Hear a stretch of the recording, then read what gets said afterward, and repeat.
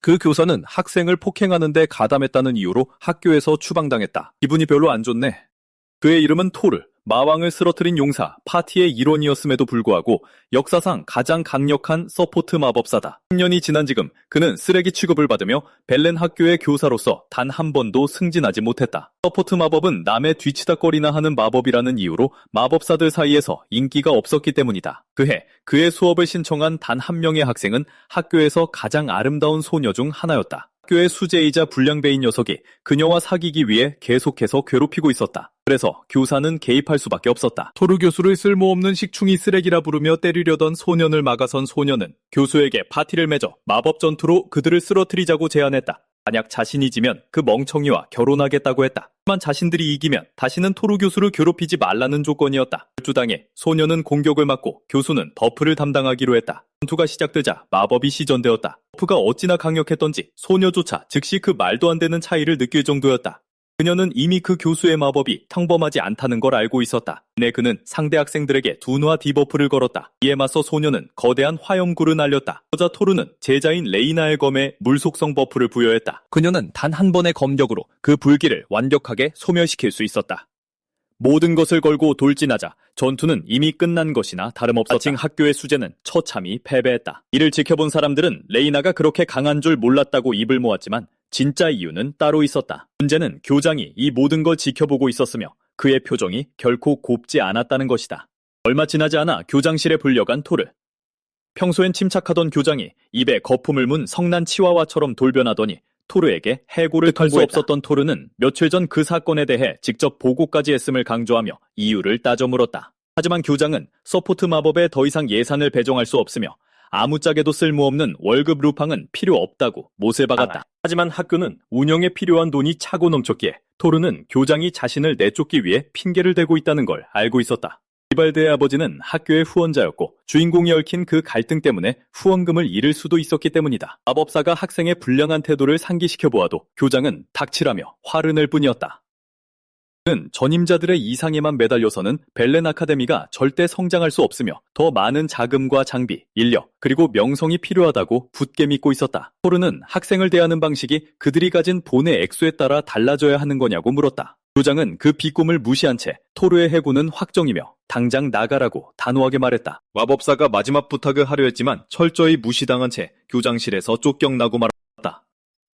패배감에 젖어 복도를 걷던 토르는 레이나와 마주친다. 소녀는 며칠 전 그를 도와준 것에 감사 인사를 전하고 주인공은 괜찮다며 자신이 해고당했다는 사실을 전하자 제자는 충격을 받으며 자기 때문이 아니냐고 자책하지만 토르는 오래전부터 떠날 생각을 해왔다고 그는 레이나가 항상 자신의 수업에 들어와 준 것에 감사하며 조금이나마 그녀에게 도움이 되었기를 바란다고 말했다. 주인공이 떠난다면 학교에 남아있을 이유가 없었기에 이 마법사 소녀 역시 자퇴를 결심한다. 한 토르는 그녀의 창창한 미래를 망칠 수 있다며 그런 결정을 내린 그녀를 꾸짖었다. 선생님인 그는 그녀가 얼마나 재능 있는지 잘 알기에 자기 같은 실패자가 되기 전에 꼭 졸업해야 한다고 당부했다. 토르가 한 발짝 다가서자 레이나는 부끄러워하며 이미 학점을 충분히 채웠으니 자퇴해도 전혀 문제될 게 없다고 설명했다. 아직 2학년밖에 안 된 제자의 말에 주인공은 감탄했다. 한편 그는 레이나가 워낙 빨리 배우니 자신 없이도 잘 해낼 거로 생각했다. 결국 소녀는 더 이상 그를 붙잡지 않기로 하고 자리를 떠난다. 그러는 동안 토르는 자신이 가르친 서포트 마법이 그녀에게 조금이라도 도움이 될지 궁금해했다. 다음날 짐을 챙겨 아카데미를 떠나지만 갈 곳도 없고 곧 돈도 떨어질 거라는 걸 그는 잘 알고 있었다.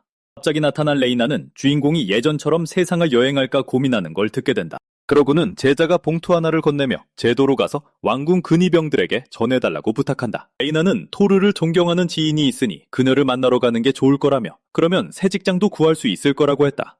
감동한 주인공은 봉투를 받아들고 제자에게 작별 인사를 건넸다. 한편 훗날 다시 만날 생각에 들뜬 소녀는 환하게 웃고 있었다. 주로 왕도에 도착한 토르는 하인리히 황제를 아련하게 된다. 레이나의 말대로 받은 편지를 전하자 성 안의 모든 이들이 그를 극진히 대접했고 토르는 당황할 수밖에 없었다. 왜 이런 특별 대우를 받는지 도통 이해할 수 없었던 토르는 레이나의 친구가 대체 누구일지 궁금해했다. 이에 고 그는 하인리히 황제의 부름을 받아 접견실로 향했다. 황제는 토르와 그의 동료들이 마왕을 쓰러뜨리고 세상을 구한 일을 절대 잊지 않을 것이라 말했다. 긴장한 주인공은 그 자리에 있었다면 누구라도 했을 일을 했을 뿐이라 답했다. 그 겸손한 대답에 호탕하게 웃은 황제는 포상으로 원하는 건 뭐든 들어주겠다고 약속했다. 그래서 토르는 뭔가 오해가 있는 것 같다며 레이나에게서 받은 편지에 대해 조심스럽게 꺼냈다. 그 순간 어떤 여성의 목소리가 제자의 편지를 받았고 마땅히 받아야 할 대우를 해드리는 것뿐이라고 대답했다. 그녀는 바로 노이슈타트의 공주이자 레이나의 친구인 엘레나 폰 노이슈타트였다. 그 사실을 깨달은 토르는 고개를 숙이며 두 소녀가 그렇게 친한 사이일 줄은 꿈에도 몰랐다며 용서를 구했다. 엘레나는 그의 과장된 반응에 웃음을 터뜨리며 토르에게 새 방을 안내해주겠다고 제안했다. 게다가 공주는 그가 가진 어떤 질문이든 기꺼이 대답해주겠다고 했다. 황제의 허락을 구한 뒤 두 사람은 대화를 나누기 위해 다른 방으로 향했다. 토르가 말을 건네려 애썼지만 일개 평민으로서 공주를 편하게 대하기란 여간 어려운 일이 아니었다. 긴장을 풀어주기 위해 엘레나는 과거에 그가 자신을 구해줬으며 그 이후로 늘 그를 깊이 존경해왔다고 설명했다. 공주는 며칠 동안 그에게 이곳저곳을 구경시켜주고 싶었지만 슬프게도 그녀는 너무나 바빴다. 이토록 과분한 친절은 토르로 하여금 그 높은 기대에 부응하지 못할까 두렵게 만들었다. 그러자 엘레나는 레이나가 늘 그에게 받은 수업을 입이 마르도록 칭찬하는 걸 들었다고 말했다. 제자를 떠올린 토르는 벅차오르는 감동에 기쁨의 눈물을 흘렸다. 그 순수한 반응에 미소 짓던 공주는 주인공에게 궁정 마법사가 되어달라고 제안했다. 식사와 거처 그리고 두둑한 월급을 받는 대신 자신의 마법으로 제국의 문제들을 해결해주는 조건이었다. 엘레나는 한 달에 금화 100립을 제안하며 선불로 주겠다고 했고 그 어마어마한 보수 규모에 토르는 기함하고 말았다. 당연히 그는 대체 어떤 일을 해야 하는 건지 걱정스러워했고 이에 공주는 자신과 결혼해줬으면 좋겠다고 폭탄 선언을 했다. 패닉에 빠진 주인공은 무슨 말을 해야 할지 몰라 얼어붙었다. 이후 그는 그 청혼이 짓궂은 농담이라 여겼지만 궁정 마법사 자리까지 거절할 생각은 없었다. 배정받은 새 방으로 가던 그는 복도에서 자신을 기다리고 있는 레이나를 발견했다. 깜짝 놀란 토르였지만 이내 그녀가 아카데미를 자퇴하기로 결정했다는 걸 깨달았다. 마법사 소녀는 이미 좋은 성적을 받았으니 주인공 선생님 없는 학교에서 공부하는 건 의미가 없다고 설명했다. 가슴이 뭉클해진 그는 추천서 덕분에 새 직장을 구했다며 진심으로 고마워했다. 레이나는 다 잘 될 거라며 어떤 일을 하든 옆에서 전폭적으로 돕겠다고 약속했다. 알고 보니 그녀 역시 궁정 마법사였고 자신의 실력을 갈고 닦기 위해 아카데미에 들어간 것이라 밝혔다. 그것이 바로 레이나가 앞으로 조수로서 그를 보필할 준비가 되어 있는 이유였다. 주인공이 대체 무슨 일을 해야 하냐고 묻자 소녀는 말 그대로 아무거나 다 될 수 있다고 대답했다. 그건 진짜 일처럼 들리지도 않았기에 레이나는 재빨리 공주 탓으로 돌렸다. 법사들은 왕실을 모시며 엘레나 공주의 지위를 받는다. 비록 명령이 내려오는 일이 극히 드물긴 하지만 일이 주어질 때까지 그저 빈둥대며 쉴 수도 있었다. 레이나는 토르에게 궁정 마법사 단장에게 함께 인사를 하러 가자고 제안했다. 단장실로 향한 두 사람은 허락을 구하고 안으로 들어갔고 바덴 작스버그가 그들을 맞이했다. 소녀가 신임 마법사를 소개하자 단장 대리는 아무런 보고도 받지 못한 터라 크게 당황했다. 그는 레이나 역시 본 적이 없었지만 옷에 새겨진 문양을 보고 그녀가 소속원임을 확인했다. 바덴이 저 꾀저죄한 사내를 누가 고용했냐고 캐묻자 레이나는 공주님께서 직접 하신 일이며 단장 대리에게 인사를 시켜주려 온 거라고 당당히 맞섰다. 그는 신입을 평가하는 역할을 맡고 있었다. 진짜 단장이 임무로 자리를 비운 사이 레이나가 공주님의 명을 따르지 않는 거냐며 신경을 긁자 바덴은 분통을 터뜨렸다. 단장 대리는 아무나 무턱대고 받아들였다가는 궁정의 명예에 먹칠을 할 수 있다고 언성을 높였다. 이에 마법사 소녀는 엘레나 공주의 명을 거역하는 건 황실에 대한 반역으로 간주될 수 있다고 쏘아붙인 뒤 바덴을 떠나기로 했다. 그는 토르가 척 봐도 쓸모없어 보인다고 버럭 소리치면서도 가치를 증명할 기회는 주겠다고 했다. 하지만 주인공이 자신은 마법의 소질이 있다고 말하자 단장 대리는 그를 한껏 무시하며 코웃음을 쳤다. 주인공은 자신의 진짜 실력을 보여줄 기회를 달라고 요청했다. 팀에 들어갈 자격이 안 된다면 군말 없이 떠나겠다고 하더군요. 그렇게까지 고집을 부리자 바덴은 토르에게 채용 시험을 치르라고 합니다. 토르는 기뻐하며 정중히 고개를 숙여 감사를 표하죠. 약 1시간 후 시험 참가자들이 모두 연무장에 모였습니다. 그 중에는 자신이 궁정 마법사가 될 거라고 확신하는 바덴의 아들 기발드도 있었습니다. 소녀는 토르를 보자마자 깜짝 놀라 얼어붙더니 이내 두려움에 떨기 시작합니다. 레이나의 무서운 얼굴을 본 그는 필사적으로 아버지의 품으로 도망칩니다. 시험을 치를 의욕을 완전히 잃어버린 거죠. 단단히 화가 난 바덴은 주인공이 도대체 무슨 짓을 했길래 기발드가 저 지경이 된 거냐고 따져 묻습니다. 토르는 아카데미에서 작은 결투를 했을 뿐이라고 대답하죠. 드디어 시험이 시작되고 바덴은 자신이 직접 주인공을 시험하겠다고 엄포를 뒀습니다. 궁정 마법사들은 각자의 특기를 살려 임무를 수행합니다. 토르의 특기가 지원 마법이었기에 대행은 기사단의 기사 벨가르를 호출하죠. 주인공은 미아라는 이름의 신참 검사와 팀을 이뤄 벨가르와 바덴을 상대하게 됩니다. 레이나는 너무 불공평한 싸움이라며 반대하지만 대행은 꼭 이겨야만 하는 건 아니라고 쏘아붙입니다. 한숨을 내쉬며 토르가 신참 기사에게 인사를 건네고 레이나는 미아에 대해 짧게 설명해줍니다. 남작의 딸로 최근에야 2급 기사가 되었으며 방패를 잘 다루지만 당장 해고당해도 이상하지 않을 처지라고요. 레이나에게 너무 무례하다고 꾸짖지만 기사는 그녀의 말이 다 사실이라며 괜찮다고 합니다. 그녀에 비하면 벨가르는 궁정 마법사 단장과 나란히 부대 내 최강으로 꼽히는 인물이었으니까요. 그러니 미아는 자기가 해고당한다고 해도 이해할 수 있을 거라고 합니다. 능력 있는 동료들 옆에서 자신은 쓸모가 없고 결투 중에 방해만 될지도 모른다고 생각했죠. 그 말에 레이나는 토르가 아군인 이상 무조건 이길 테니 걱정 말라며 소녀를 위로합니다. 주인공도 동의하며 최선을 다한다면 무사히 시험에 합격할 거라고 안심시켜주죠. 한편 바데는 겁에 질린 아들에게 소리를 지르며 레이나만 보면 덜덜 떠는 버릇 좀 고치라고 다그칩니다. 행은 기발드가 벨가르와 함께 형편없는 마법사와 신참기사를 상대하는 거니 절대 진리가 없다고 설명하죠. 제 아들은 자신감을 되찾고 벨가르는 그 틈을 타 상대방의 전력을 살핍니다. 베테랑인 그는 미아에게 잠재력이 있다는 걸 간파했지만 토르 앞에서는 절대 방심할 수 없다는 것도 알았죠. 잠시 후 바덴이 결투의 시작을 알리며 원한다면 어느 쪽이든 항복해도 좋다고 말합니다. 레이나는 벨가르가 이 세계에서 가장 강력한 생명체로 여겨지는 드래곤을 2마리나 쓰러뜨린 것으로 꽤 유명하다는 사실을 떠올립니다. 정말 만만치 않은 상대였고 바덴조차 그 기사가 아들에게 승리를 안겨줄 거라 확신하고 있었죠. 기발드가 불마법을 시전할 준비를 하자 토르는 파트너에게 자기가 알아서 하겠다고 말합니다. 주인공은 상대의 마법 시전을 늦추고 아예 흩어버려서 기발드를 경악하게 만듭니다. 그때 벨가르가 돌진해 오고 토르는 기사를 약화시키는 대신 미아의 방어력을 올려주기로 합니다. 토르는 베테랑의 검이 자신의 방패에 꽂히는 걸 보고 패닉에 빠지지만 자신이 그 공격을 막아냈다는 사실에 깜짝 놀랍니다. 토르는 그녀 혼자서는 오래 버티지 못할 걸 알기에 빠른 빗마법을 날려 기발드부터 쓰러뜨리기로 하죠. 소녀는 쓰러져 패배하고 바데는 당장 시험을 중지하라고 소리칩니다. 하지만 레이나가 마법으로 그의 입을 막아버려 전투는 계속 이어집니다. 그 사이 주인공은 마법이 시전되기도 전에 흩어버리는 벨가르의 엄청난 속도에 감탄합니다. 전사를 약화시킬 수 없다는 걸 깨달은 마법사는 미아를 강화해 함께 상대를 공격하기로 하죠. 검이 맞부딪히기 전 토르는 아군의 검에 중력을 더해 벨가르가 방어하기 어렵게 만듭니다. 하지만 기사는 망설이지 않았습니다. 미아를 가볍게 피한 그는 주인공을 쓰러뜨리기 위해 거리를 좁힙니다. 그러나 그의 검은 강철 방벽에 부딪혀 산산조각이 나고 말죠. 그 순간 벨가르는 토르가 보통 내기가 아님을 직감하고 항복을 선언합니다. 그는 넘어진 미아를 일으켜 세워주며 결투에서 포기하지 않고 최선을 다한 그녀를 칭찬합니다. 기사들이 자리를 떠나자 레이나가 주인공에게 다가와 승리를 축하해줍니다. 하지만 바데는 재빨리 시험은 아직 안 끝났다며 다음 시합이 있을 거라고 못을 박습니다. 그의 지시를 따르지 않으면 자신을 인정하지 않겠다니 토르도 결국 그 요구를 받아들입니다. 레이나는 영 탐탁지 않았지만 주인공은 스스로의 힘을 시험해보고 과연 자신이 궁정 마법사에 어울리는 사람인지 확인해보고 싶다고 분명히 밝힙니다. 잠시 후 전장에 새로운 상대가 등장합니다. 그녀는 비록 아버지를 존경하진 않았지만 진짜 마법사 부대 단장의 딸인 누나였죠.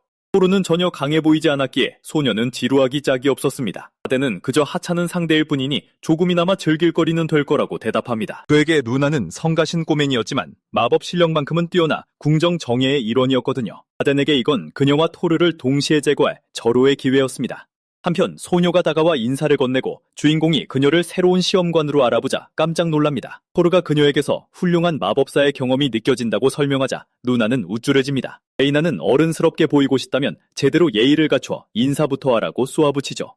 두 사람이 금방이라도 말다툼을 벌일 기세라 토르가 서둘러 진정시킵니다. 결국 누나는 주인공을 봐서 조수 따위의 시비는 그냥 넘어가 주기로 하죠. 그녀는 다음 시험은 자신과 싸우는 것이며 둘 중 한 명의 마법이 상대를 명중시키면 끝난다고 설명합니다. 두 마법사가 경기장에 서서 준비를 마친 순간 토르가 눈으로 쫓기도 힘들 만큼 빠른 공격을 날려 루나에게 정통으로 적중시킵니다. 레이나가 곧바로 시합 종료를 선언하자 루나는 분통을 터뜨립니다. 방심해서 당한 거라며 다시 한번 기회를 달라고 박박 우기죠. 반도 루나를 거들고 나서자 토르 역시 정정당당하지 않은 합격은 원치 않는다며 고개를 끄덕입니다.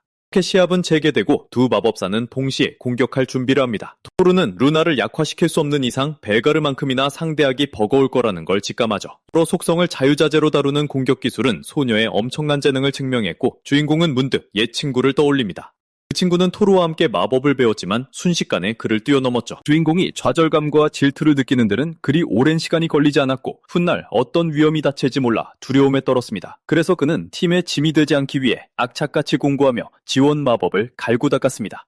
하지만 결국 그가 해낸 일은 스스로 자랑스러워할 만한 것이 아니었죠. 토르는 옛 생각에 빠진 자신을 자책하며 루나가 자기 공격을 툭툭 읽어내는 상대 때문에 답답해하고 있다는 걸 깨닫습니다. 찰나의 망설임 때문에 그녀는 주인공이 단순한 바람 마법으로 허를 찔러 승리할 수 있는 틈을 내어주고 맙니다. 레이나가 시합 종료를 알리자 루나는 자신의 사각지대 때문에 졌다는 사실을 깨닫습니다. 반면 토르는 실전 경험을 살려 이겼다며 안도의 한숨을 내쉬죠. 단순한 힘싸움이었다면 상대를 당해내지 못했을 테니까요. 모두의 시선이 두 마법사에게 쏠린 사이 바데는 그 틈을 타 루나의 머리 위로 마법을 시전합니다. 가장 먼저 이상한 낌새를 눈치챈 토르는 소녀에게 달려가며 들고 있는 걸 당장 버리라고 외칩니다. 당황하면서도 루나는 그의 말대로 지팡이를 놓아버리고 주인공이 그녀를 안전한 곳으로 끌어당기는 동안 지팡이는 바덴의 마법에 산산조각납니다. 그가 다친 곳은 없는지 확인하자 소녀는 그의 품에 너무 오래 안겨 있었다는 사실에 얼굴을 붉힙니다. 땅에 발을 디딘 루나는 다음엔 꼭 이기겠다고 으름장을 놓더니 쏜살같이 도망가버립니다. 그런 엄청난 일을 겪고도 바덴은 여전히 주인공을 인정하려 들지 않습니다. 그때 갑자기 한 무리의 기사들이 나타나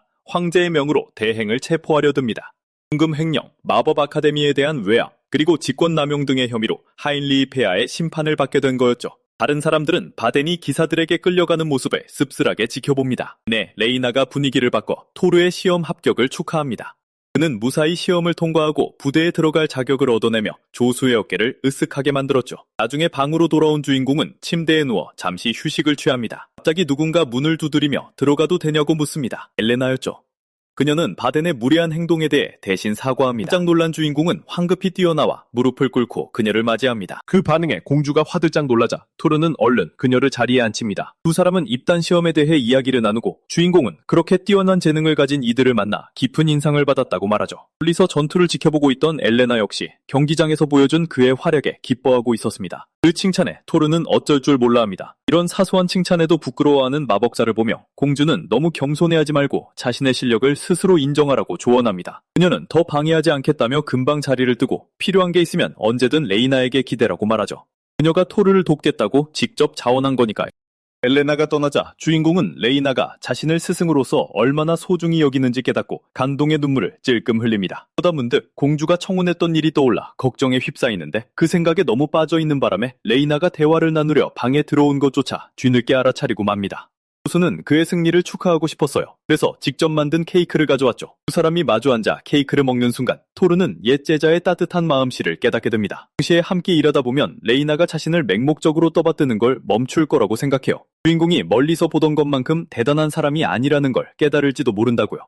그 생각에 조금 시무룩해진 토르는 조수에게 이 일에 최선을 다하겠다고 약속합니다. 그러자 레이나는 이미 충분히 잘하고 있다고 대답하고 토르는 그 말에 다시 감동하죠. 그날 밤 엘레나는 하루 일과를 마치고 하녀에게 이제 주무실 시간이라는 말을 듣습니다. 하지만 그녀는 노트를 꺼내 옛 스승을 칭찬하는 토르의 모습을 그리며 그에 대한 일기를 씁니다. 토르가 루나를 품에 안고 있는 걸 봤을 때는 은근히 질투도 났었죠. 공주는 토르가 엘레나와 루나 중 누구를 선택할지 궁금해합니다. 둘이 같은 사람이라는 걸 알면서도요. 그녀의 가장 큰 소원은 토르가 마땅히 누려야 할 행복을 찾게 해주는 것이었고 당연히 그와 결혼하고 싶었기에 마음을 얻으려 열심히 노력할 생각이었습니다. 다음날 사람들은 토르가 벨가를 쓰러뜨렸다는 소문을 떠들어댑니다. 성가신 일이었지만 그는 앞으로 자신의 평판이 더 나아질 거라고 믿고 싶었죠.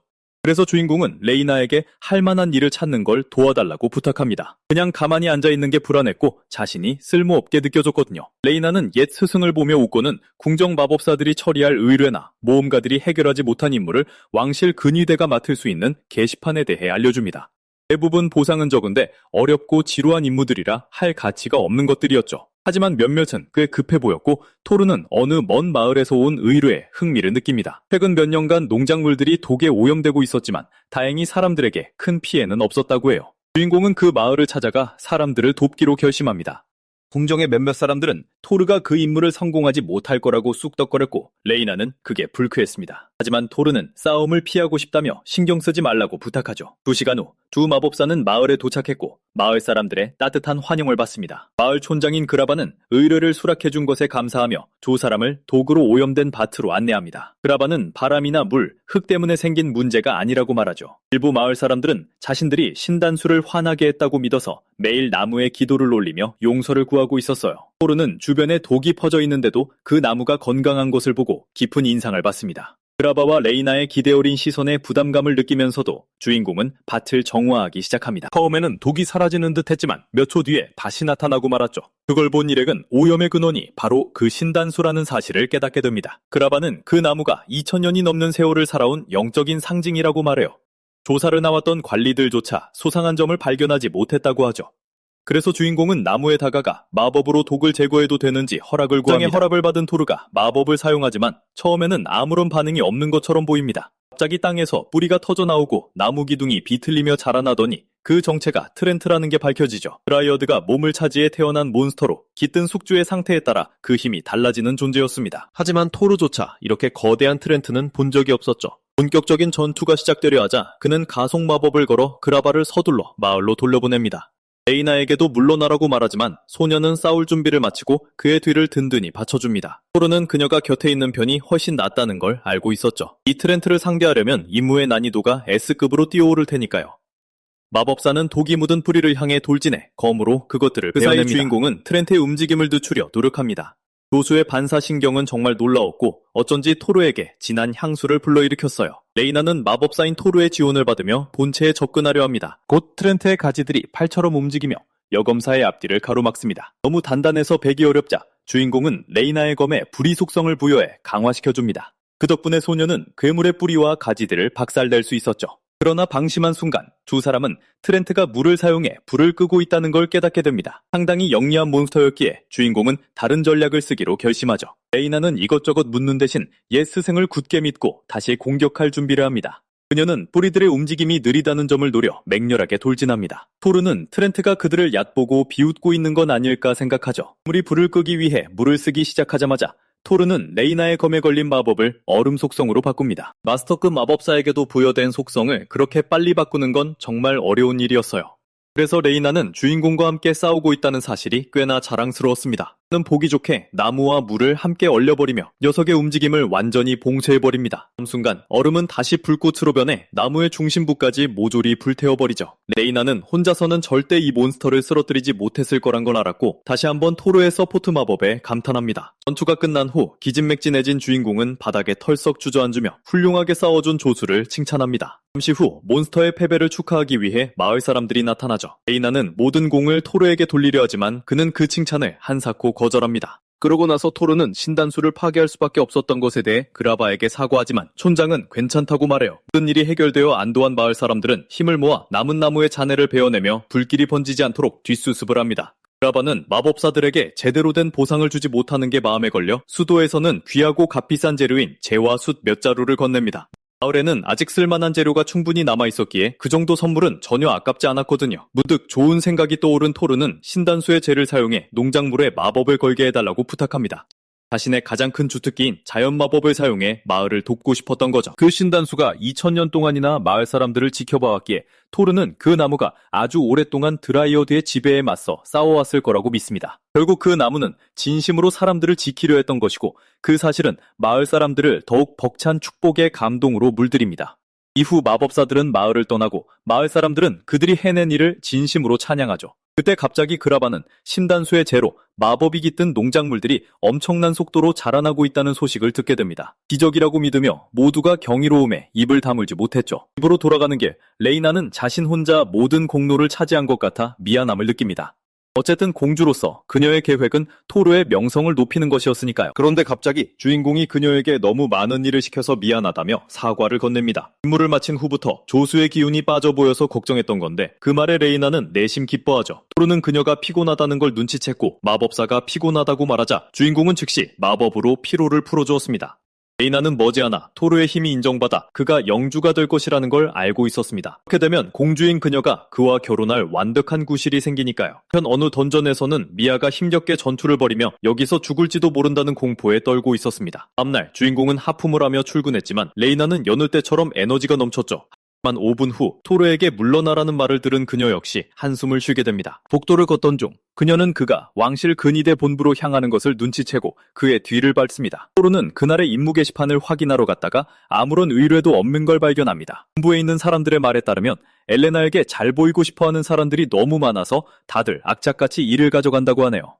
심지어 그녀에게 청혼할 수 있다고 믿을 만큼 멍청한 자들도 있었고 그 말을 들은 토르는 예전에 공주가 자신에게 했던 부탁을 떠올립니다. 대화 도중 한 기사가 누나가 요즘 정말 무리해서 일하고 있다고 말합니다. 그녀는 천재로 알려져 있었지만 주인공 같은 신출내기에게 졌다는 사실에 크게 좌절했던 거죠. 그 말은 한기로 흘린 채 토르는 오늘 임무도 없는데 뭘 해야 할지 고민에 빠집니다. 그때 기사들이 미아와 그녀의 대장 볼두스가 C랭크 던전으로 향했다는 이야기를 꺼냅니다. 주인공은 그 신참에게 빚진 게 있었기에 좀 더 자세한 이야기를 묻습니다. 그냥 기우이길 바랐지만 그래도 직접 가서 확인해보기로 결심하죠. 볼두스는 경험이 부족한데도 팀을 이끌고 던전에 들어갔고 길드가 알아서 처리할 임무임에도 불구하고 모두를 잠재적인 위험에 빠뜨렸습니다. 이미 20명의 모험가들이 그곳에서 목숨을 잃었기 때문에 기사들이 완료하기엔 벅찬 임무였거든요. 정보를 얻은 토르는 서포트 마법을 사용해 엄청난 속도로 던전을 향해 달려갑니다. 그곳엔 특정 몬스터들이 만들어낸 요새들이 던전 코어를 지키고 있었고 꽤나 성가신 곳에 코어를 숨겨두고 있었습니다. 기사나 모험가에 의해 코어가 파괴될 때까지 그곳에서는 마개의 몬스터들이 끊임없이 소환될 터였죠. 몬스터들의 랭크는 기본적인 수준이라 평소라면 큰 문제가 되지 않았을 겁니다.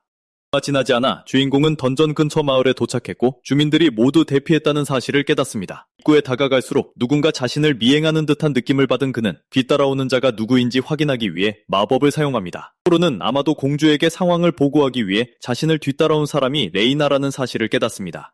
그 사실은 그를 걱정스럽게 합니다. 결국 이번 임무에 실패하면 해고될 수도 있었기에 우리의 주인공은 마음을 다잡고 던전을 향해 달려갑니다. 속도가 너무 빨라 도저히 따라갈 수 없다는 레이나의 불평을 뒤로한 채 폐광산 깊숙한 곳에 자리한 던전 입구에 다다릅니다. 토르는 던전의 랭크가 갑자기 변할 가능성에 대비합니다.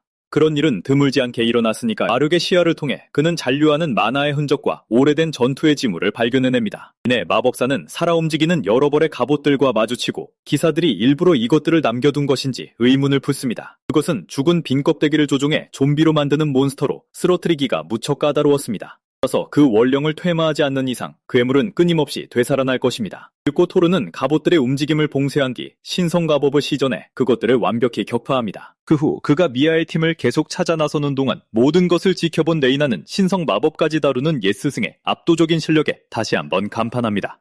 그녀는 멀찍이서 그를 동경어린 시선으로 바라보며 그러면 이 던전쯤은 혼자서도 거뜬히 감당할 수 있으리라 확신합니다. 이를 다하가며 토르는 미아의 팀이 전투를 포기하고 도망친 탓에 이렇게 많은 몬스터들이 남겨진 것은 아닌지 의아해합니다. 전령은 육안으로는 보이지 않기에 가시와 마법을 다룰 수 있는 자의 존재는 필수적이었습니다. 한편 한 무리의 기사들이 살아 움직이는 갑옷들을 물리치지 못해 쩔쩔멀매고 있었습니다. 그들은 절망감에 휩싸여 소리치고 암담한 상황에 좌절하며 서로 언성을 높여 다툽니다. 볼두스는 팀원들을 내버려둔 채 홀로 도망쳐버렸고 토르는 즉시 이 상황을 정리하기로 마음먹습니다. 그는 단 한 번의 손짓으로 모든 몬스터를 테마하고 모두의 피로를 말끔히 씻어내줍니다.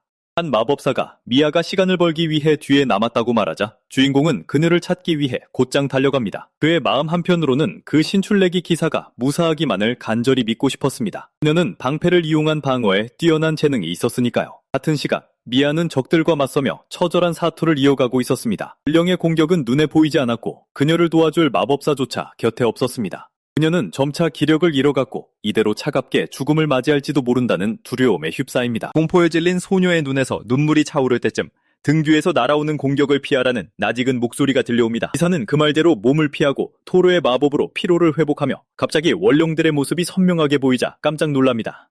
주인공은 기사들이 갑옷의 공격을 무력화하는 동안 나머지는 온전히 자신에게 맡겨달라고 부탁합니다. 그들은 완벽한 팀워크를 발휘하며 몬스터들을 하나씩 처치해 나가기 시작합니다. 레이나가 가까스로 그들에게 다다랐을 때 전투는 이미 끝나 있었습니다. 토르는 지금까지 혼자서 꿋꿋하게 버텨낸 이 신입 기사에게 아낌없는 칭찬을 건넵니다. 소녀는 목숨을 구해준 것에는 깊이 감사하면서도 어째서 주인공이 이곳에 있는 것인지 묻습니다. 그가 미아가 걱정되어 왔다고 설명하자 그녀는 쑥스러워하면서도 가슴 뭉클한 감동을 느낍니다. 반면 토르는 그 마음을 눈치채지 못한 채 그저 그녀가 다친 곳은 없는지 꼼꼼히 살필 뿐입니다. 그 광경을 지켜보던 레이나는 자신이 나설 필요가 없었다는 사실에 안도의 한숨을 내쉬며 자리를 뜨기로 합니다. 그 순간 주인공은 기사의 발밑에서 움직이는 잿가루를 발견하고는 또 다른 전투에 대비하라고 경고합니다. 그 재들은 벽의 구멍 속으로 빨려 들어가며 아마도 다른 몬스터의 양분이 되고 있는 듯 했습니다. 토르는 지금 당장 던전 보스와 맞닥뜨리게 될 것임을 확신합니다. 충격에 빠진 미아는 C랭크 던전에는 어울리지 않을 만큼 강력한 몬스터 데스이터와 마주하게 되었음을 깨닫습니다. 그녀가 도망칠 틈을 만들어 보겠다고 생각하자 토르는 필사적으로 침착함을 유지하려는 그녀의 모습에 깊은 인상을 받습니다. 주인공은 던전 코어가 방 안쪽에 자리 잡고 있어 도망치는 것은 불가능하다고 지적합니다. 미아는 온 힘을 다해 데스이터의 묵직한 일격을 막아내고 괴물을 뒤로 물러서게 만듭니다. 토르는 지금 던전 보스를 내버려 두면 더 많은 사람들이 죽고 잡아먹혀 괴물들이 더욱 끔찍하게 강해질 것이라고 설명합니다. 그가 힘을 합치면 충분히 승리할 수 있다고 믿음을 보이자 소녀는 마법사를 굳게 믿고 그의 지시에 따르기로 결심합니다. 이에 토르는 마법과 물리공격의 내성을 지닌 데스이터의 망토부터 걷어내야 한다고 말합니다. 페르게는 자신이 있던 기사는 마법으로 속도를 끌어올린 채 괴물을 유인하기 위해 나섭니다. 데스이터가 그녀를 덮치려 할 때 토르는 소녀가 튕겨나가지 않도록 든든하게 받쳐줍니다. 그는 그녀가 다치지 않도록 어떤 공격을 막아내고 어떤 공격을 피해야 할지 섬세하게 조언해줍니다. 미아는 벨가르에게서 비슷한 가르침을 받았던 것을 떠올리며 던전 보스의 움직임을 날카롭게 읽어내기 시작합니다. 기사가 승리할 수 있다는 강한 자신감을 내비치자 주인공은 그녀가 보여주는 눈부신 재능에 감탄을 금치 못합니다. 이내 데스이터는 소녀를 공격하는 것을 포기하고 더 쉬운 표적인 토르를 노리지만 미아는 마법사가 다치게 내버려 두지 않고 잽싸게 방패를 치켜들어 그를 철통같이 지켜냅니다. 그 기회를 틈타 주인공은 시선이 분산된 몬스터를 향해 예리한 참격을 날립니다. 던전 보스를 혼란에 빠뜨린 후에도 미아는 방패를 굳게 쥐고 끊임없이 녀석의 시선을 끌어당깁니다. 두 사람은 완벽한 호흡으로 망토를 서서히 찢어발기며 다음 합에서 숨통을 끊어버릴 준비를 마칩니다. 자신을 지키겠다는 미아의 굳건한 결의 속에서 토르는 신성 마법으로 몬스터를 퇴마할 채비를 합니다. 데이터가 기사의 방패에 부딪히는 찰나의 순간 주인공은 그 빈틈을 파고들어 보스 몬스터에게 최후의 일격을 선사합니다. 그가 기사에게 너무 힘든 일을 겪게 해 미안하다고 사과하자 미아는 환한 미소로 기꺼이 도울 수 있어 기뻤다고 화답합니다. 그 과정에서 토르의 검이 부러진 것은 아쉽지만 그는 어찌됐든 그 부러진 검을 집으로 챙겨가기로 합니다. 전에서 주운 무기였기에 데스이터에게 목숨을 잃은 어느 옛 모험가의 유품일지도 모른다고 생각했으니까요. 코어가 완전히 파괴되기 전 그들은 감나가 보이는 전리품은 모조리 챙겨가기로 뜻을 모읍니다. 그때 데스이터의 영혼이 깃든 잿가루가 허공을 흩날리며 한 폭의 그림처럼 아름다운 광경을 자아냅니다. 잠시 후 무사히 던전을 빠져나온 두 사람 그리고 미아는 던전이 감쪽같이 사라지는 모습에 놀라움을 감추지 못합니다. 무엇보다 그곳에서 그토록 많은 전리품을 얻었기에 그녀는 자신의 첫 경험이 이토록 뜻깊은 것에 진심으로 기뻐합니다. 토르는 수도로 돌아가기 전 잠시 쉬어가자고 말하며 레이나가 이미 떠났다는 사실을 눈치챕니다. 마법사는 충분한 성과를 내지 못했을까봐 초조해하고 미아는 그의 고통스러운 표정을 보며 모든 것이 자신의 탓이라고 자책합니다. 이에코 기사는 자신의 무능함이 부끄럽고 근위대에 있을 자격조차 없다며 아무런 쓸모가 없었던 자신을 자책하며 사과합니다. 하지만 주인공의 생각은 달랐습니다. 그녀가 없었다면 결코 데스이터를 물리칠 수 없었을 거라고 확신했죠. 미아가 그의 따스한 칭찬에 깊은 감동을 받고 있을 때 토르는 누군가 다가오고 있는 기척을 느낍니다. 가르가 이끄는 부대가 광산에 도착하고 모두가 무사한 신입기사의 모습을 보며 가슴을 쓸어내립니다. 소녀는 자신의 부족함을 솔직히 인정하며 앞으로 더욱 노력하겠다고 다짐하지만 벨가르는 비록 던전 코어를 파괴한 공로는 자신이 차지하게 되었어도 그녀가 자신의 몫을 훌륭히 해냈다고 격려합니다. 토르는 자신은 그저 미아를 도왔을 뿐이라고 분명히 선을 긋고 기사는 볼두스에게 그가 한 이야기와 신입이 방금 한 말이 전혀 다르다고 지적합니다. 볼두스는 소녀가 아직 살아있다는 사실에 경악하고 토르는 방금 전 전투의 한복판에서 꽁무니를 빼던 그의 비겁한 모습을 생생히 기억해냅니다. 볼두스는 전투 중 미아가 분대를 버리고 도망쳤다고 모함했었기에 그 말은 벨가르를 단단히 화나게 만들었고 궁지에 몰린 기사는 미아가 던전에서 전리품을 단독으로 챙겨 돈을 벌려 했다며 변명하려 듭니다. 하지만 아무도 그의 말을 믿지 않았습니다.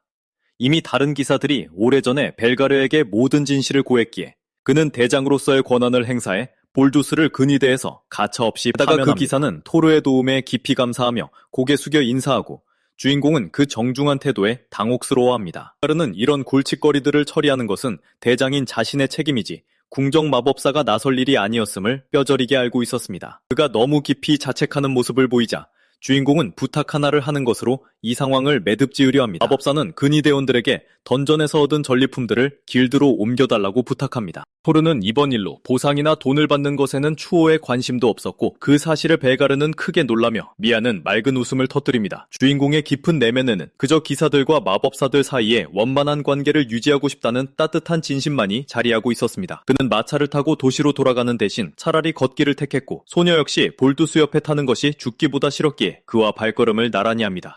또한 여기사는 이 기회를 빌려 토르에게 지원 마법을 가르쳐달라고 청하고 싶었습니다. 주인공이 눈코 뜰 새 없이 바쁘다는 건 잘 알지만 그녀는 어떻게든 더 강해지고 싶었으니까요. 그 순간 토르는 기쁨의 눈물을 왈칵 쏟으며 기꺼이 그녀의 스승이 되어주겠노라 답합니다. 미아가 마법을 배우게 된다면 두 번 다시 사람들의 무례함에 상처받고 좌절할 일은 없을 테니까요. 그 말은 그녀로 하여금 볼두스가 내뱉었던 폭언을 떠올리게 합니다. 비록 불쾌하긴 했지만 토르가 저토록 기뻐하는 모습을 보니 그녀는 그 일쯤은 훌훌 털어버리기로 마음먹습니다. 한편 루나는 어두운 숲속에서 길을 잃었지만 자존심 탓에 끝끝내 도움의 손길을 거부하고 있었습니다. 그날 밤 토르와 레이나 그리고 미아는 긴장을 풀기 위해 다 함께 저녁을 먹으러 나섭니다.